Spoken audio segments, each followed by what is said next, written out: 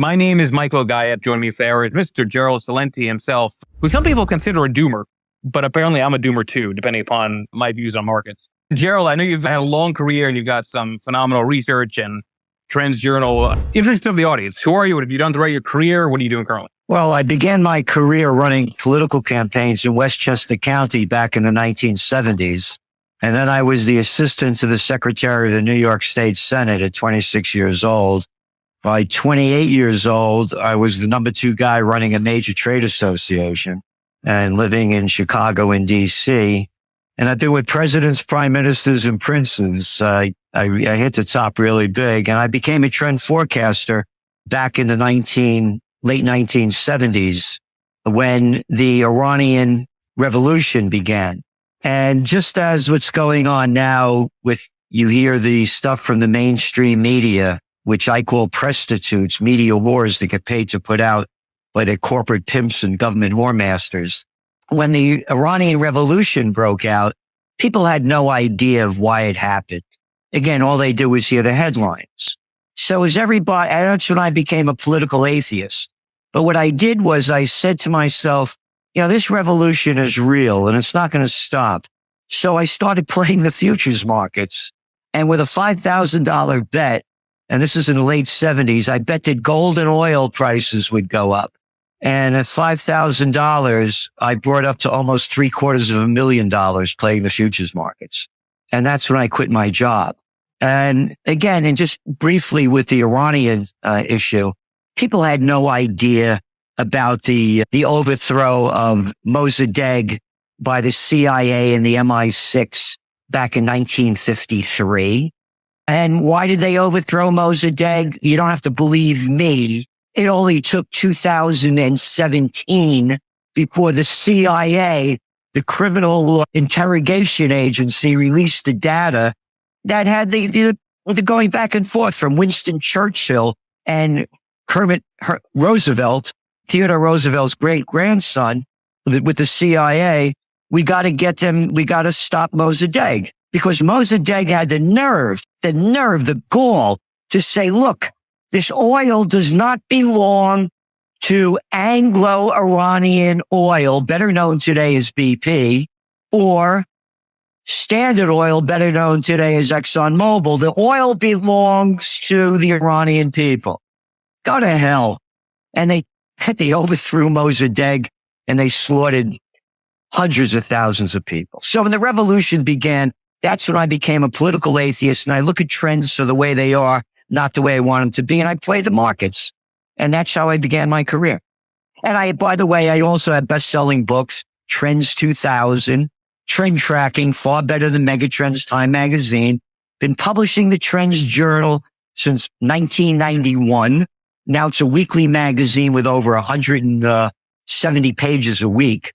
So we look at the world and what's going on, and a gloom and doomer. I mean, right in front of your eyes for everybody to see. The world is going to crap. What's your favorite war? Well, I like the Afghan war. I like the first Iraq war. No, the second Iraq war was a lot better. How about the Syrian war? No, what about the Libyan war?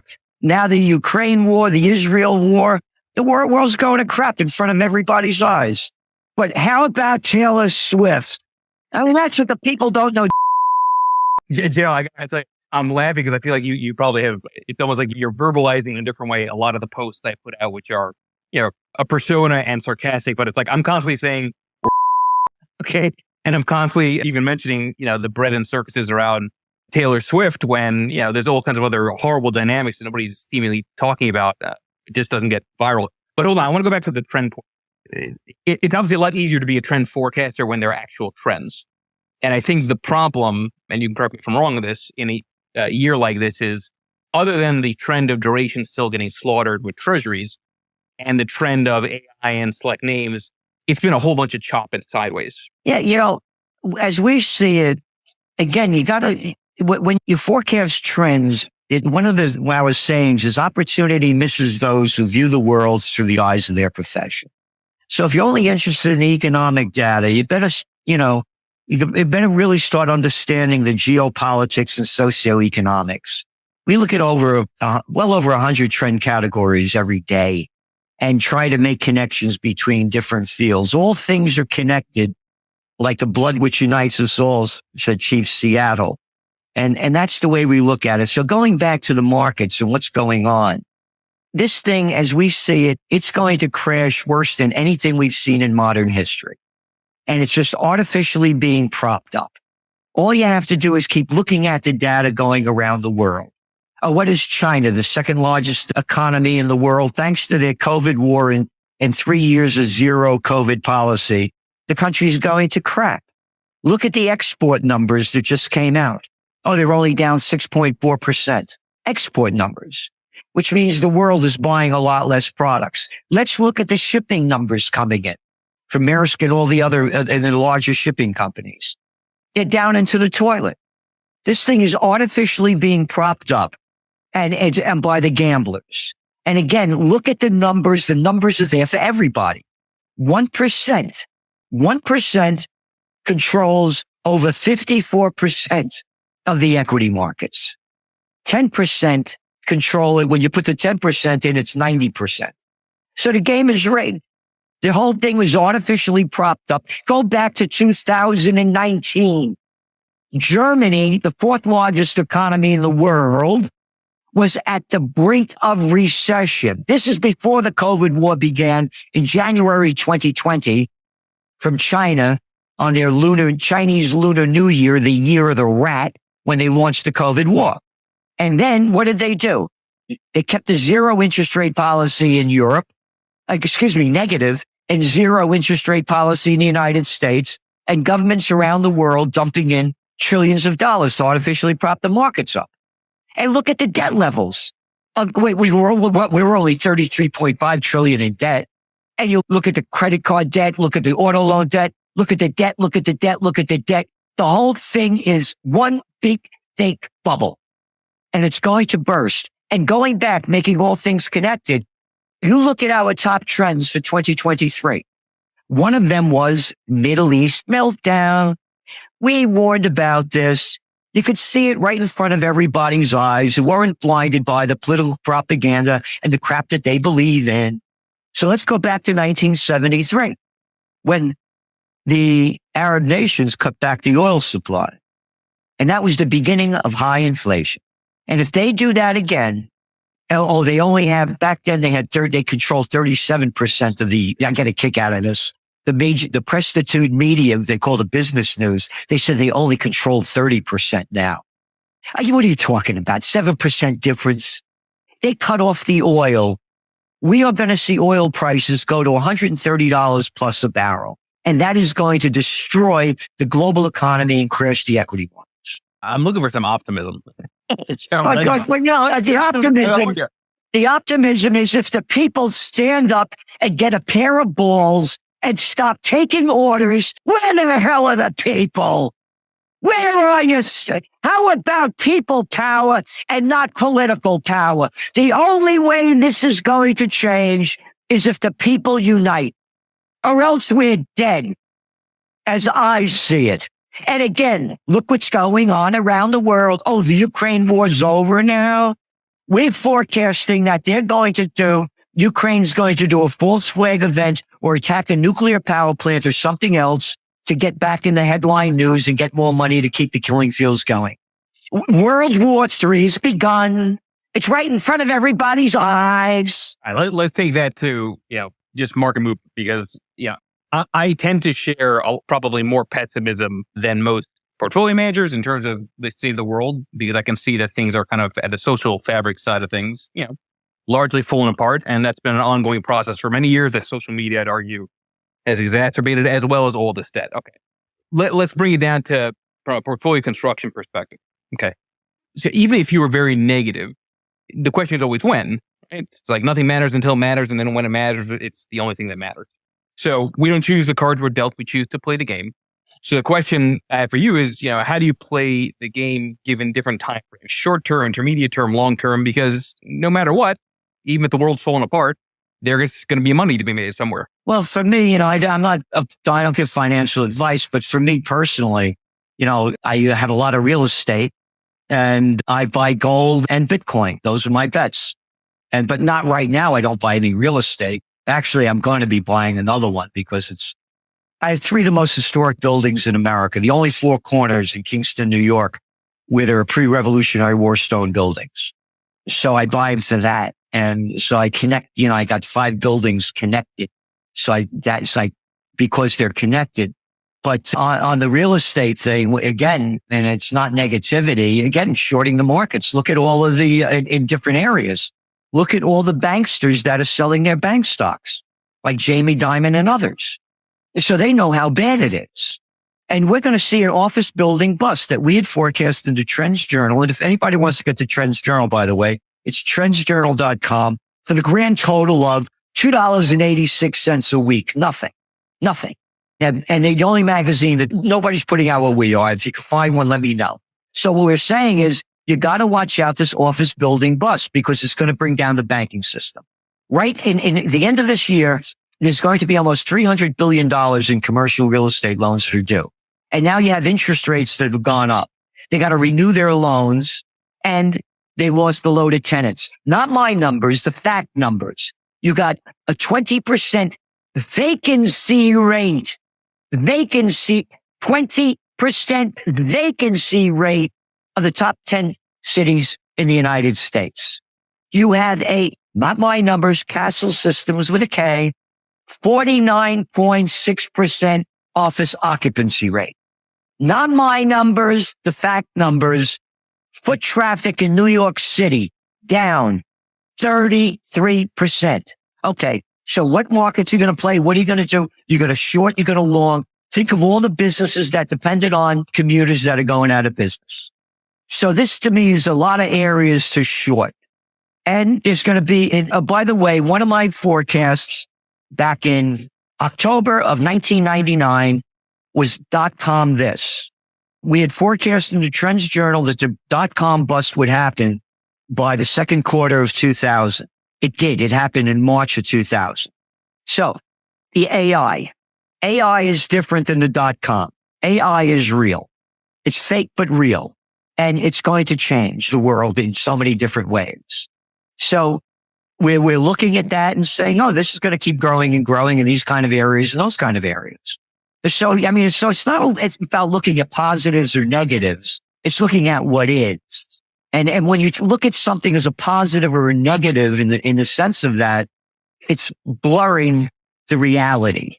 So we look at things for what they are again and not the way we want them to be.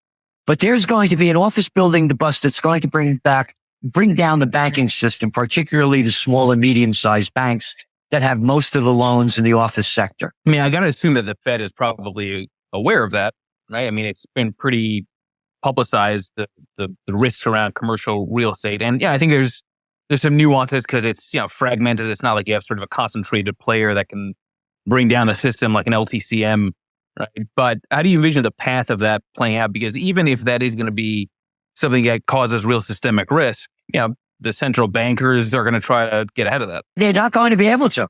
I mean, you got trillions and trillions of dollars coming in commercial real estate loans. They're going to be sailing. I mean, again, all things are connected. We're talking about, like the offices, right?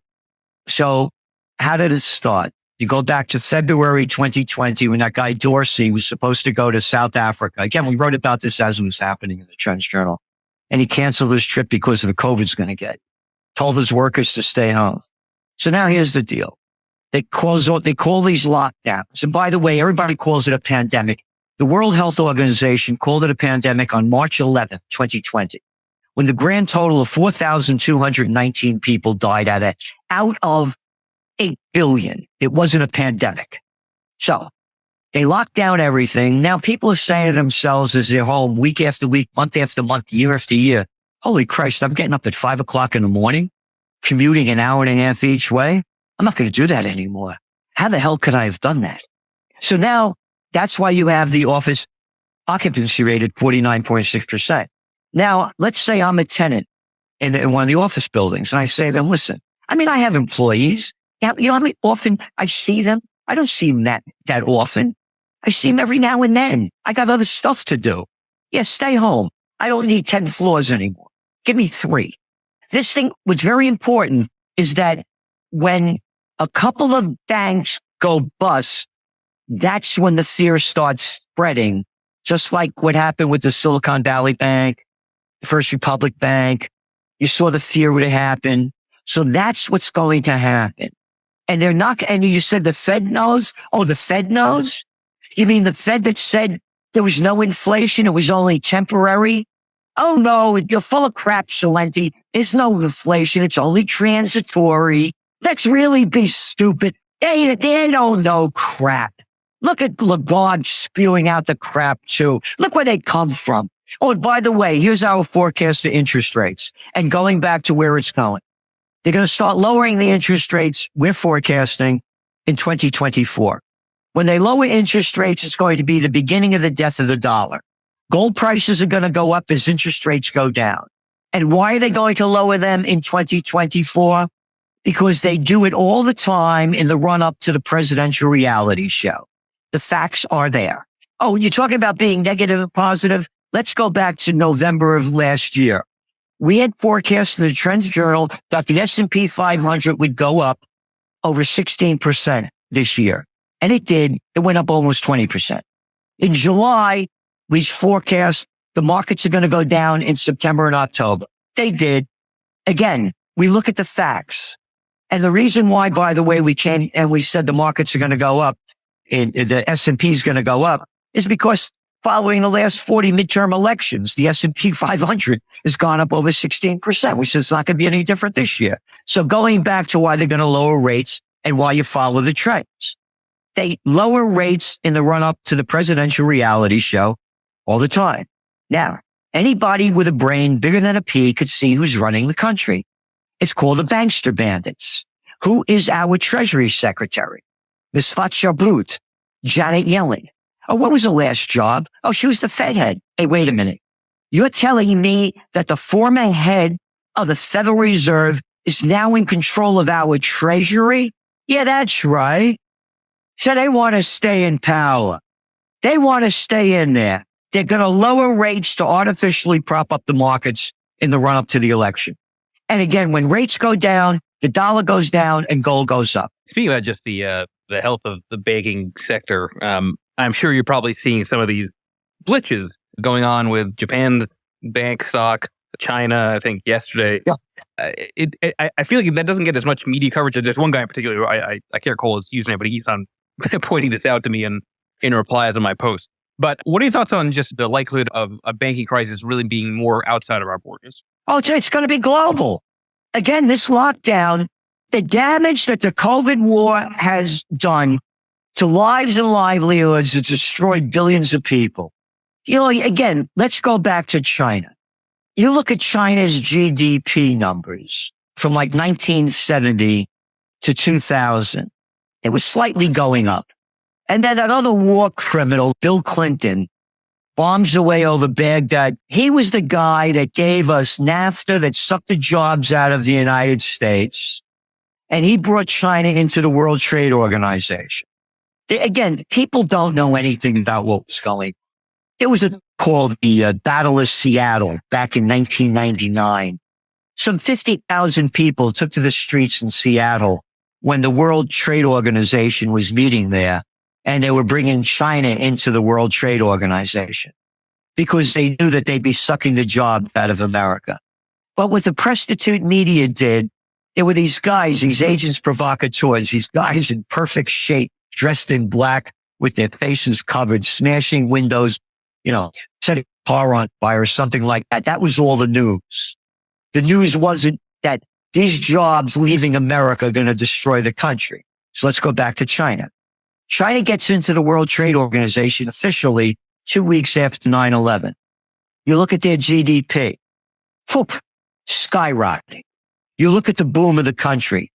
This happens all the time. They were overbuilt because when things are going great, people get crazy about it. I'm getting into this. I'm going to keep doing that. Just like the dot-com bust. Made up crap. We're going to do this, that.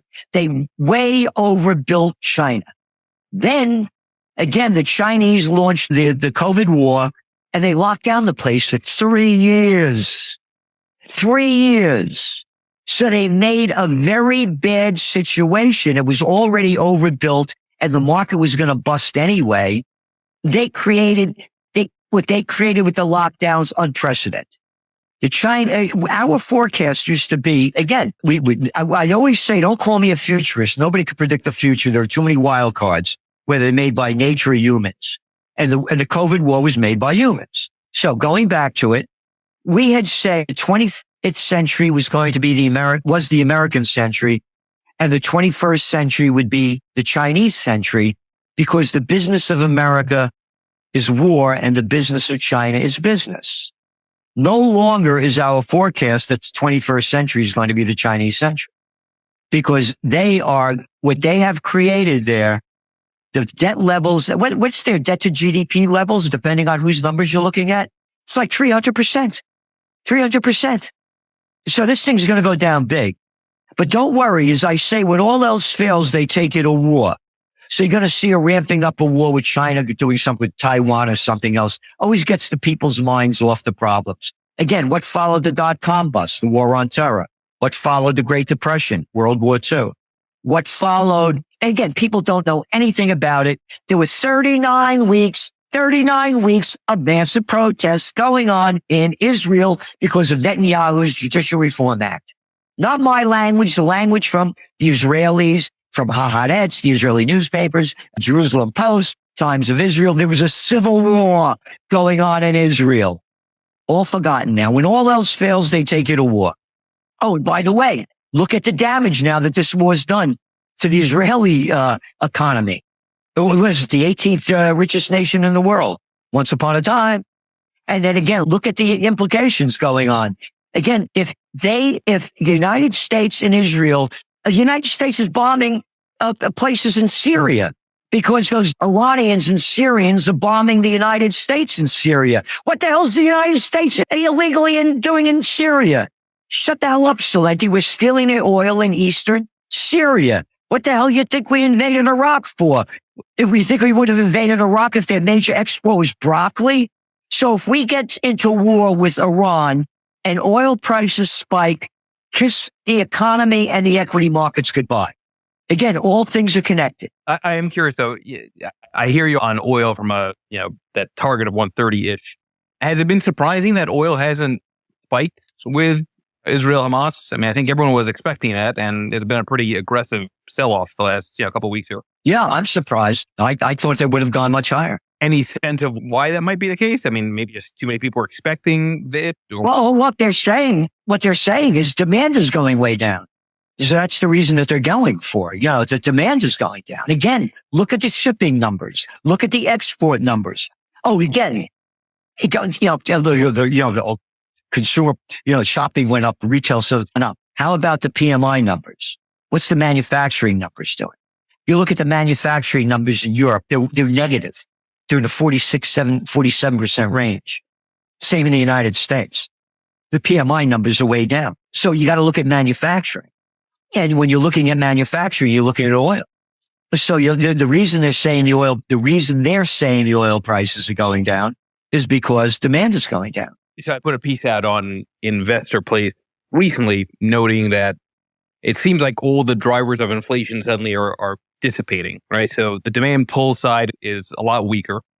Retailer stocks are telling you that, right? Consumer strength is not really going to be there. It's probably more facade based on credit card and borrowing type dynamics.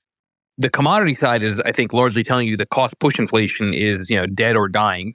So against that backdrop, you've got a Fed that still has a pretty high interest rate. So why couldn't we have some kind of, as is traditionally the case, some kind of, mini deflationary bust because the Fed did what it always does, which is act too late? Yeah, again, then we can. But again, going back to, you're going to see deflation at some levels because the economy is slowing down globally. But again, even if it slows down, that doesn't mean all inflation is going to go down. And I just clicked on oilprice.com. Top story. Concerns mount over Chinese crude oil demand. But then you look at another one. Iran's proposed embargo could cause chaos in oil markets. Just what we were talking about. So again, this is a wild game going on, and nobody could really predict what's going to happen next. Which is funny because that was the narrative at the start of the year, right? The reopening is going to cause this massive oil boom. Everybody's going to be spending like crazy in China. And it being the exact opposite. No, we said the opposite. We said there wasn't going to be a boom because, again, the damage, when the COVID thing happened and people used to say, it'll come back. It'll come back. No, it won't. You destroyed all those businesses. It's not coming back. It's not coming back. And again, you look at the data and you have to look at the psychological effects, the drug effects. You look at with what's going on with schools, with students, on and on. We said it wasn't going to come back. The damages this causes is incalculable. Just to reset the room for the remaining 20 minutes. So everybody, please make sure you follow Mr. Gerald Celente. Very passionate, which is nice to see in a world where everybody is worried about how they sound to others. Being authentic, I think, is critical. But if you want to come up and ask questions, click that bottom left mic request button. And as always, this will be in a podcast under Lead Lag Live on Apple, YouTube, and Spotify. You had used that line before, Gerald. This whole thing is being propped up by the gamblers, which I equate to the uneducated speculators that COVID brought in, combined with no commission trading, combined with ease of which people can trade options, zero DTE type of dynamics. How do we end the gambling? I know you can't ever fully end it, right? It's like I put a post saying, the bear market's not over until the stupid shit ends. When you see some of these shit coins, cryptocurrencies, which have no use case, just going vertical on people, again, using emojis, basically gambling, their money away and maybe making money, but what's it going to take to break that mentality? No, the cryptocurrency thing is real for a number of reasons. And you take a look at Argentina, for example. What's their inflation rate? It's well over 100%. Again, that's what I'm trying to say is that economies could go down and inflation could keep going up if your currency keeps going down. And again, the United States currency is going to go down when they start lowering interest rates. So going back to the cryptocurrencies, the people are there, they say, what the hell am I going to do with my money? I can't, and so they're gambling in the crypto markets. And that's one of the things that keeps driving it up. And you're going to see more and more people keep doing that.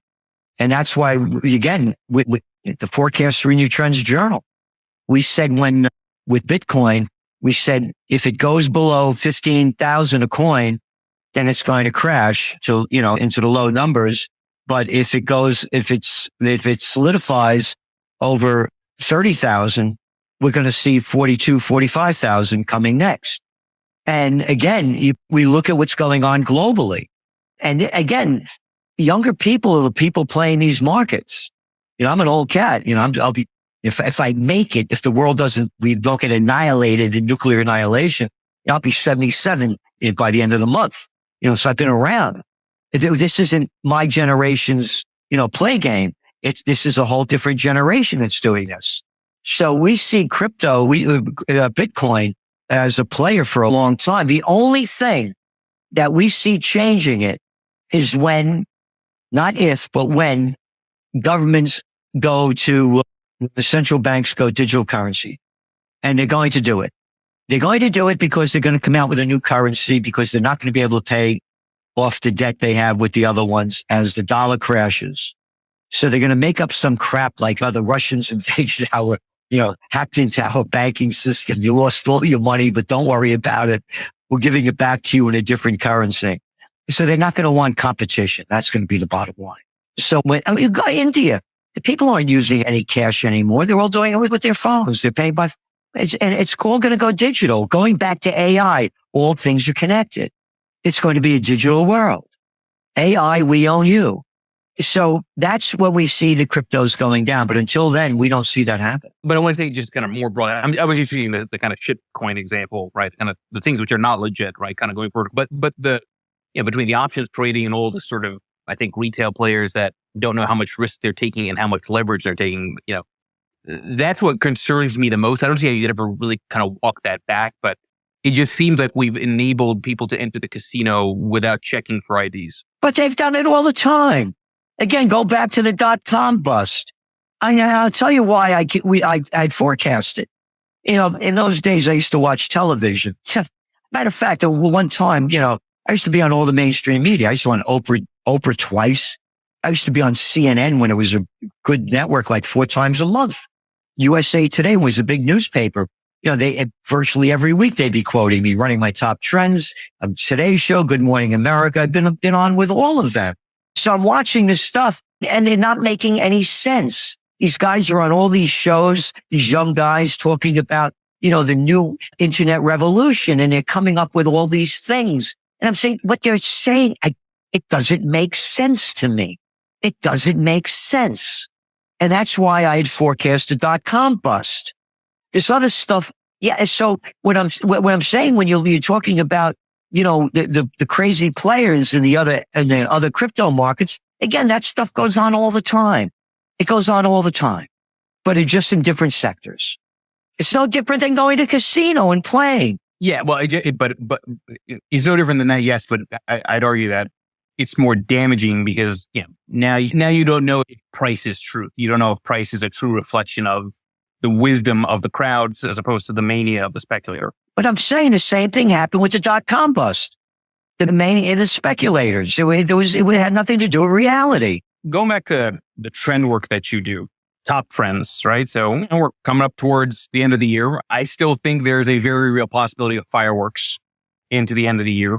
I've been wrong on my timing about the corporate credit events. It seemed to have happened in Treasuries phase 1, but I still think at some point you're going to see credit spreads widen, consistent with bankruptcies rising. It's just a question of when. I know everyone talks about seasonality. I keep going back to seasonality works until it doesn't. Last year was the 5th worst December in history. I don't know why it's impossible to think that you can't have another weak December. But if you're going to say, okay, trends for the short term to medium term, top trends, what are some of the things that you want to try to highlight to either readers of Trends Journal or just in general people that are kind of tracking your work? Well, again, our major concern is escalating war. That's the number one thing that we're concerned about. I mean, World War II is not ancient history. Do you know how many Russians were killed in World War II? In Operation Barbarossa, brought to you by the Germans? 25 million. They asked Albert Einstein, he knew a thing or two about the atomic bomb. He said, what kind of weapons will be used to fight the Third World War? He said, I don't know. He said, but they'll be using sticks and stones to fight the fourth. This is serious what's going on. And again, we've been writing in the Trends Journal. We do an economic update, market overviews, of course, every week. And we've been writing about this. We say, look, you're concerned about the economy and this and that, what to invest in. But this is really the major focus of us right now. This is deadly serious. Again, if Iran gets involved in this war, again, the United States is attacking places in Syria. I mean, what the hell are you doing?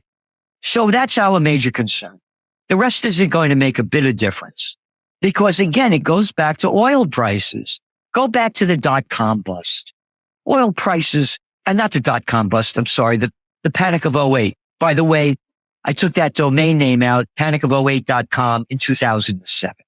And look what happened with oil prices. And then look what happened to the markets when oil prices went up. So again, that's our focus, is oil prices is the main thing we're focused on. Because the markets, you got a couple of companies running the thing up. And again, look at how some of the big tech numbers are going down. And that's very important to keep watching too. With the Apples and, what's going on with China with them. And those are our major focuses. China, oil, and the war going on in the Middle East. Again, our top trend, one of our top trends, is right there for everybody to look at. It came out on January 3rd of this year, Middle East meltdown. And we warned about this. And again, we talk about oil prices spike, kiss the economy, and the equity markets goodbye, just like before. So it sounds like, if I'm going to drill that down into like a portfolio idea, the simplest answer would be, play defense stocks, play, the Lockheeds, the Boeings. That would be really the bet. Yeah, look what they've done. Again, not my language, the language of a guy that was a 5-star general, supreme commander of the Allied forces in World War II, and 2-term president, Dwight D. Eisenhower, warned the American people that the military-industrial complex is taking over the country. and robbing the nation of the genius of the scientists, the sweat of the laborers, and the future of the children. Here we are. When you look at the defense budget and you put in the crime syndicates called the CIA, NSA, Homeland Security, you're looking at well over $1 trillion a year. And again, not my language, your language of Biden and his talk recently about how this is going to create more jobs for the people by building the military industrial complex up. Oh, and by the way, who's the guy playing our defense secretary? Lloyd Austin? What was his last job? Do you know? I was about to Google it or ask ChatGPT. You don't know. How about sitting on the board of directors of Raytheon, the second largest defense contractor in the United States? Yeah, I mean, that doesn't surprise me. So it's a crime syndicate that people call a government. So yeah, you play those stocks if you want to, because it's just going to keep ramping up unless we have peace. And by the way, up here in Kingston, New York yesterday, there were almost 2,000 people. This is a small town. It's about 23,000 people. There were over 2,000 people protesting what's going on in Israel, calling for a ceasefire. And it was brought to you by Jewish Voice for Peace. There were well over 2,000 people in the streets chanting for peace and a ceasefire. I'm around, I was prime draft meat during the Vietnam War. The protests going on now, I haven't seen protests like this since the Vietnam War era. And it was the protests that stopped the war. It's people power, not political power. I'm curious from, again, trading or allocation perspective, given the negativity, I have to assume that doesn't mean that you're leveraged short all things at all times. No. How do you think about shorting when you have a broader negative view? I make it very public. I don't believe shorting works over any period of time. I've done back tests. Almost impossible to make money with shorting consistently, just given the nature of the way markets move. But how do you marry sort of a negative view with, a portfolio in terms of how you're trading? Yeah, I'm not trading isn't my skill. I'm not the best guy to talk about that. So you yourself don't necessarily short. You're looking at just kind of long allocations. Yeah. And again, that's not my skill.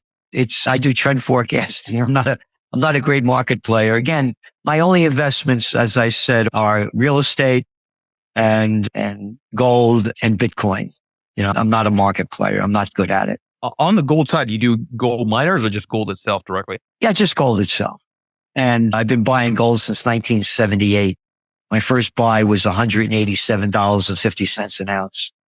So, and I believe you're going to see gold prices, when they start lowering interest rates, you're going to see gold prices spike to well over $2,500 to $3,000 an ounce.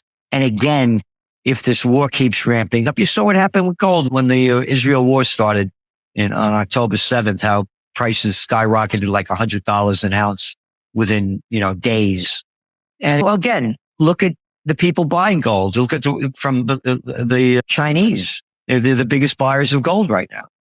And again, when the dollar weakens, gold prices are going to go up because it's going to be cheaper for other countries to buy gold.